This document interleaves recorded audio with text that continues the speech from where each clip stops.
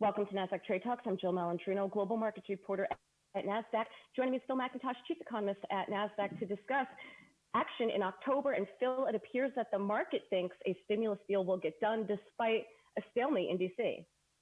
Well, maybe, yeah, you're probably right. Because if you look at the returns so far in October, we've had a pretty positive bounce from the September struggles of the stock market. We've had a couple of drawdowns, once when Trump tested positive for coronavirus and once when he came out of hospital and sent out his tweet to stop the stimulus negotiations. But other than that, it's been a pretty positive story for October. What's weird is the proposal that came out last Friday for about 1.8 billion in stimulus looks like it's been rejected by bipartisan Congress. So I'm not sure why the market hasn't sort of fallen back on that, but it could be that maybe they're starting to look forward to the election, and it seems like there's a little bit more certainty coming into the election now. You can look at some of the portfolios that would price in a Biden victory, and today we look at things like the solar ETF and the clean energy ETF. They've started to outperform.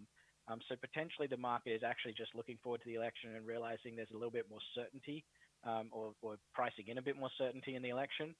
Having said that, the VIX is still pretty high. It came down a bit on Friday, but it's still 25. So that's relatively elevated in historic terms. All right, let's talk about bank earnings, of course, kicking off the season this week. And I guess if to balance out credit risks and look at how they could potentially be profitable. Yeah, so the first couple of quarters, the banks put in some pretty big provisions for credit losses based on what's going on with coronavirus. That makes a lot of sense. We know a lot of small businesses are still not open or are open only partially. And that hurt a lot of their profitability, even though on the trading side, especially on the fixed income trading side, they've had some pretty strong profits, especially with the Fed coming in and sort of rescuing the market and providing stimulus and supporting the bond market, especially with buying of ETFs and all sorts of plans.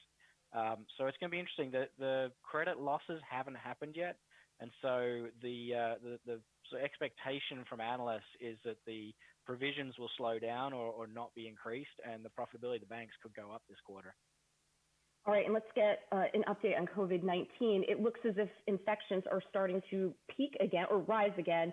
The death rate, though, appears to have flattened. So I guess there's a little bit of good news in there. Yeah, although remember, the death rate seems to lag by 3 to 4 weeks. So potentially we haven't started to see it increase yet, even though we've started to see infections pretty clearly have a bounce in the US.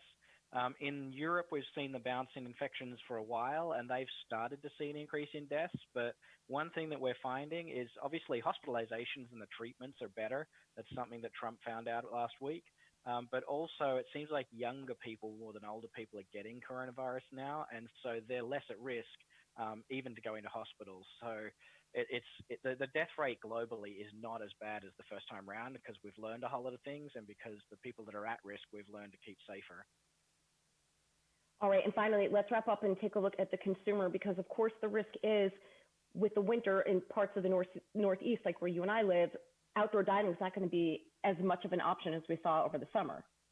Yeah, and I think just more than that, just looking at the fact that a lot of the recovery has just stalled across different industries. So whether you're looking at mall traffic, just casual dining generally seems to have stalled, even though the number of sit-down dinners by some metrics is getting pretty close to sort of back to the level of, I mean, it's caught back up almost to hotel occupancy levels, which is only down 35%.